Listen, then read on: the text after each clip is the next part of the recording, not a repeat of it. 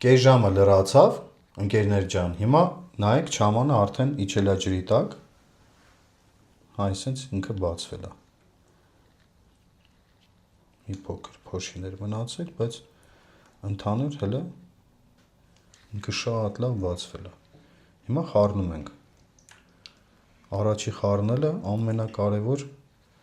ընթացքն է չաման խառնելու, որ պարտադիր պետք է զգույշ խառնենք,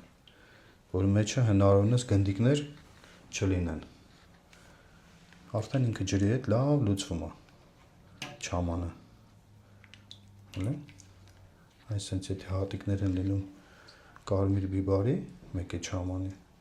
ձեռքով շատ հանգիստ կարող եք սենց տրորել, ինքը կբացվի։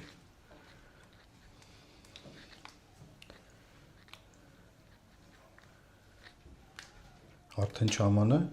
հատիկները այսինքն երևում է, հələ ինքը շատ լավ բացվել է, հələ հատիկները։ Մեկ օրից ինքը շատ հետաքրքիր կբացվի, բայց մենք մսերը հիմա կգցենք արդեն չամանի մեջ, որտեղ մսերը մեր մոտ շատ են չորացել, շատ լավ է, ընկերներ ջան, չամանը արդեն բացվել է։ Հիմա մենք հավի բդերը, մեկ էլ հնդկահավի բդերը կտեղափոխենք ամանի մեջ։ Եթե դուք պատրաստ եք հնդկահավի եւ հավի, չվախենաք, նույն չամանի մեջ կարող եք տեղադրել երկուսն էլ, որտեղ երկուսն էլ նույն մսերն են համարյա։ Տեղադրում ենք հավինը, երկուսը։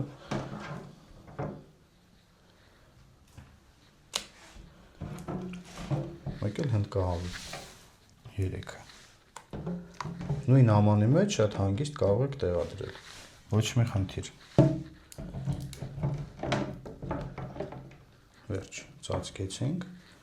Միշտ դուք գրում եք ինձ անընդհատ նամակներով չամանը խառնել կարելի է, թե չի կարելի, անպայման խառնեք։ Ինչը որ մենք բռնեցինք հիմա, մենք պարբերաբար խառնելու ենք չամանը։ Կտեղափոխենք սառնանում, կմնա 5 օր։